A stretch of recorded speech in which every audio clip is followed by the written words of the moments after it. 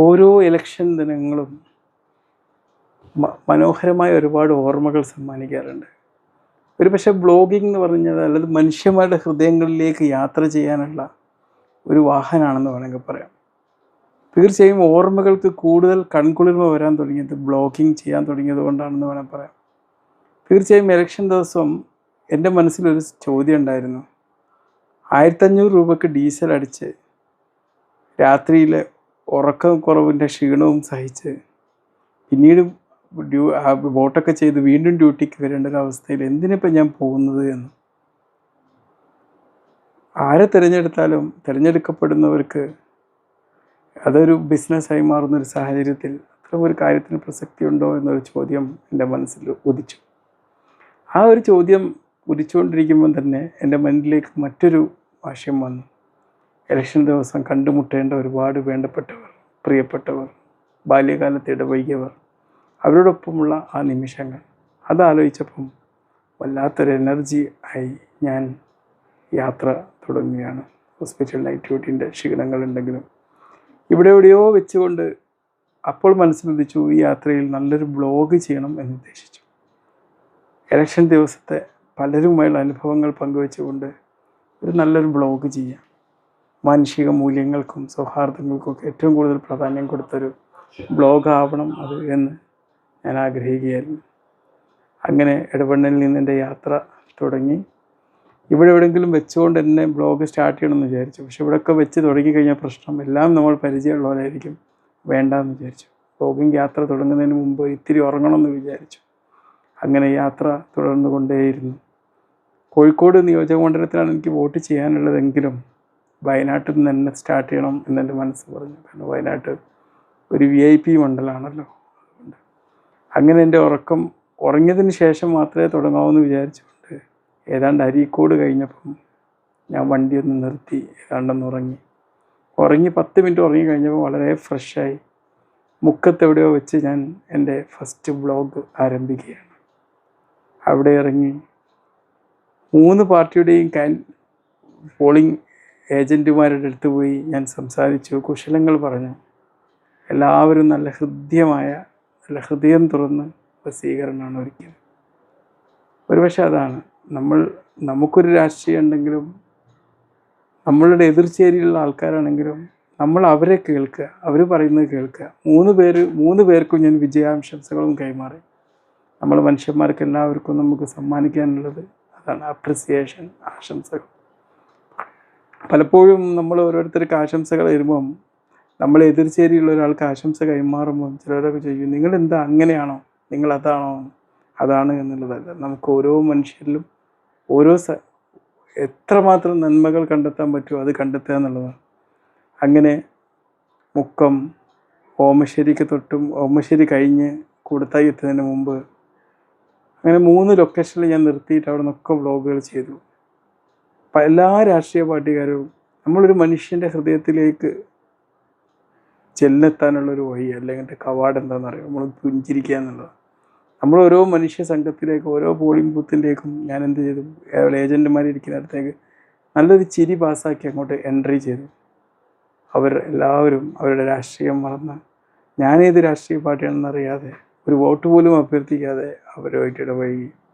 എല്ലാവരും ഇലക്ഷൻ എന്ന് പറയുന്ന ദിവസത്തിൻ്റെ സന്തോഷകരമായ നിമിഷങ്ങളിലായിരുന്നു.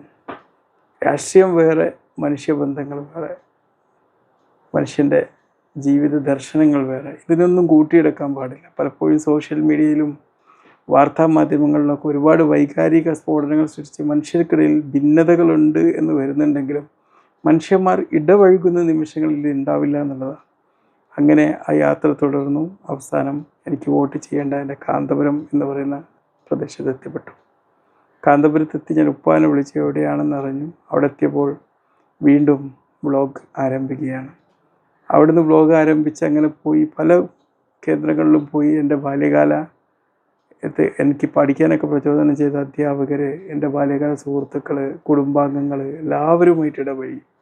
അതിനിടയിൽ എനിക്ക് ഏറ്റവും ഓർക്കേണ്ട ഹൃദ്യമായ നിമിഷം എന്ന് പറഞ്ഞാൽ എൻ്റെ ഉമ്മാൻ്റെ ആങ്ങള ചെറിയക്കായി. അവർ സാധാരണ ഇലക്ഷൻ സമയങ്ങളിലൊക്കെ കുട്ടിക്കാലത്ത് നമുക്കൊക്കെ എല്ലാവരും എന്തെങ്കിലുമൊക്കെ വാങ്ങിത്തരും. അത് ഭയങ്കര രസമായിരുന്നു കഴിക്കാൻ. അവിടെ ഹോട്ടലിൽ നിന്ന് പൊറോട്ടയും കറിയൊക്കെ വാങ്ങിത്തന്ന കാലം ഓർക്കുന്നു. അതുപോലെയാണ് ഞാൻ അവിടെ ചെറിയ പഴയ ഹോട്ടലിലേക്ക് കയറിയപ്പം ആ ചെറിയ കൈ എന്ന് പറയുന്ന അമ്മാവൻ അവിടെ ഉണ്ട്. ഞാൻ പറഞ്ഞു ഞാൻ കൊടുത്തോളാം പൈസ എന്ന് പറഞ്ഞ് കൊടുക്കാതെ അവർ വാങ്ങി തന്ന ദിവസം ഒരുപാട് നൊസ്റ്റാൾജിക് മൊമെൻറ്റ്സ് ക്രിയേറ്റ് ചെയ്തു. പണ്ടവർ അങ്ങനെയായിരുന്നു. ഇലക്ഷൻ ദിവസങ്ങൾ എന്ന് പറഞ്ഞാൽ നമ്മൾ റിലേറ്റീവ്സ് എല്ലാവരും നമുക്ക് ഒരുപാട് ഇതാണ് ഇലക്ഷൻ ദിവസങ്ങൾ നമുക്ക് സമ്മാനിക്കുന്ന കാര്യം എന്ന് പറഞ്ഞാൽ എല്ലാവരുമായിട്ട് എല്ലാ രാഷ്ട്രീയ പാർട്ടികളും. എനിക്ക് ഏറ്റവും രസം എന്ന് പറഞ്ഞാൽ പോളിംഗ് ഏജൻറ്റുമാർ വ്യത്യസ്ത രാഷ്ട്രീയ പാർട്ടിക്കാരെല്ലാവരും ഒരേപോലെ ആർക്ക് വോട്ട് ചെയ്യണമെന്ന് പറയാതെ ആ വോട്ടിംഗ് എന്ന് പറയുന്ന മാമാങ്കത്തെ ആഘോഷിക്കുന്ന ഒരു അനുഭവം ഉണ്ടായത്. ഞാൻ അവിടെ ചെന്നു, എൻ്റെ ലിസ്റ്റ് എടുത്തു. അത് UDF കാൻഡിഡേറ്റിൻ്റെതായിരുന്നു. അവിടെ പോയി ലിസ്റ്റൊക്കെ പൂരിപ്പിച്ച് കഴിഞ്ഞു. ഞാൻ തൊട്ടടുത്ത LDF കാൻഡിഡേറ്റിൻ്റെ അവിടെയും പോയി. കുറച്ച് അങ്ങോട്ട് ഇങ്ങനെ ചെന്ന് വോട്ടിങ്ങിനൊക്കെ കാത്തിരിക്കാൻ തുടങ്ങിയപ്പം കുറച്ച് നേരം ഞാൻ കാത്തിരുന്നു. അപ്പോൾ അവിടുന്ന് ഒരുപാട് ആൾക്കാരുടെ കൂടെയൊക്കെ വീഡിയോ ഒക്കെ എടുത്തു. അവിടുന്ന് ഒരാളിങ്ങനെ ഫിലിം ടിക്കറ്റൊക്കെ വെക്കുന്നത് പോലെ വളരെ സജീവ രാഷ്ട്രീയ പ്രവർത്തകനാണ്. പക്ഷേ ഇന്ന് സ്ട്രോക്കോ എന്തോ വന്ന് തളർന്നിരിക്കുന്നു. അവിടെ 2-3 ആൾക്കാരൊക്കെ ഉണ്ട്. അപ്പോൾ ഒക്കെ ഒരു വിഷമം തോന്നി. അപ്പോൾ ഞാൻ ചോദിച്ചപ്പോൾ എന്താണ്, എൻ്റെ വോട്ട് നിങ്ങൾക്ക് വേണമെങ്കിൽ എന്തായിട്ട് ചെയ്യാം, പാർസലായിട്ട് ചെയ്യാറുണ്ടല്ലോ, 2000 രൂപ തന്നാൽ ഞാൻ ഇത് തരാമെന്ന് പറഞ്ഞു. അവർക്ക് വേണ്ടി മറ്റൊരാളാണ് ചെയ്യേണ്ടത്. 2000 രൂപ കൊടുക്കാൻ ആരും തയ്യാറായില്ല. 1500 ആക്കിയ ആളില്ല, 1200 ആക്കിയ ആളില്ല. മനസ്സിലായില്ലേ? പണം കൊടുത്ത് സ്ഥാനാർത്ഥികൾക്കൊന്നും വോട്ട് വേണ്ട എന്നുള്ളൊരു അവസ്ഥ, അങ്ങനത്തെ ഒരു അവസ്ഥ അവിടെ നിന്ന് കാണുന്നുണ്ട്. അതൊക്കെ ഒരു രസകരമായ അനുഭവങ്ങളാണ്. പിന്നെ ഇപ്പോൾ എല്ലാവരുമായിട്ടും ഒരുപാട് അനുഭവങ്ങൾ പങ്കുവെച്ചു. അതിനിടയിൽ അവിടുത്തെ ഒരു രാഷ്ട്രീയ നേതാവ് എന്ന് പറഞ്ഞു, ഡോക്ടറെ നിങ്ങളെന്തിനാ ഈ ക്യൂ നിൽക്കുന്നത്, നിങ്ങൾക്ക് ഡ്യൂട്ടി ഉണ്ടല്ലോ. അത് കഴിഞ്ഞപ്പോൾ ഞാൻ അറിയുന്ന ആ നാട്ടിൽ നമ്മൾ റിലേറ്റീവ്സ് ആയിട്ടുള്ള പല ഡോക്ടേഴ്സ് പെട്ടെന്ന് വോട്ട് ചെയ്ത് വരുന്നതും കണ്ടു. അവർ പറഞ്ഞു നിങ്ങൾക്ക് ഡ്യൂട്ടി ഉള്ളതാണ്, നിങ്ങൾ സേവനത്തിൽ നിൽക്കുന്ന ആൾക്കാരല്ലേ, നിങ്ങൾക്ക് വേഗം ചെയ്യാമെന്ന് പറഞ്ഞു. തീർച്ചയായിട്ടും അവർ എനിക്ക് പെട്ടെന്ന് തന്നെ വോട്ട് ചെയ്യാനുള്ള അവസരം ഉണ്ടാക്കി. ഞാൻ വോട്ട് കഴിഞ്ഞ് തിരിച്ചു പോന്നു. തിരിച്ചു പോരുന്ന വഴി വീണ്ടും എൻ്റെ ബ്ലോഗിങ് തുടർന്നു കൊണ്ടേയിരുന്നു.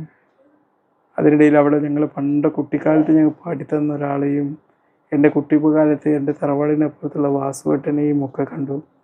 ഒരുപാട് ബാല്യകാല ഓർമ്മകൾ വീണ്ടും അയവിറക്കാനുള്ള വലിയൊരു അവസരം അതിലൂടെ ക്രിയേറ്റ് ചെയ്യപ്പെട്ടു. തീർച്ചയായിട്ടും ഈ ഒരു ഇലക്ഷൻ ദിവസം എന്ന് പറഞ്ഞു കഴിഞ്ഞാൽ ജയിച്ച സ്ഥാനാർത്ഥിയെക്കുറിച്ചോ ഭരണത്തിലേറുന്ന ഭരണാധികാരിയെക്കുറിച്ചുള്ള ഓർമ്മകളല്ല ബാക്കിയാക്കുക, ഇവരോടൊക്കെ ചിലവഴിച്ച അനർഘ നിമിഷങ്ങൾ. അതിനിടയിൽ ഞാൻ കുറച്ച് വ്ളോഗ് ചെയ്ത് ദാഹിച്ചപ്പം എനിക്ക് അവിടുന്ന് വെള്ളം തന്ന് ബൂത്ത് ഏജൻറ്റുമാരെയും ഒക്കെ കുറിച്ച് ആലോചിക്കും. ഇതൊക്കെയാണ് നമ്മളിൽ ബാക്കിയാവുന്ന ആലോചനകൾ. ഇതൊക്കെ തന്നെയാണ് ഓരോ ഇലക്ഷനും നമുക്ക് സമ്മാനിക്കുന്നത്. അല്ലാതെ നമ്മൾ പൈസ ചിലവഴിച്ച് നമ്മൾ തിരഞ്ഞെടുക്കുന്ന സ്ഥാനാർത്ഥികളോ അല്ലെങ്കിൽ ഭരണത്തിലിരുന്ന ഭരണകൂടങ്ങളോ ഒന്നുമല്ല. Okay, be healthy, by.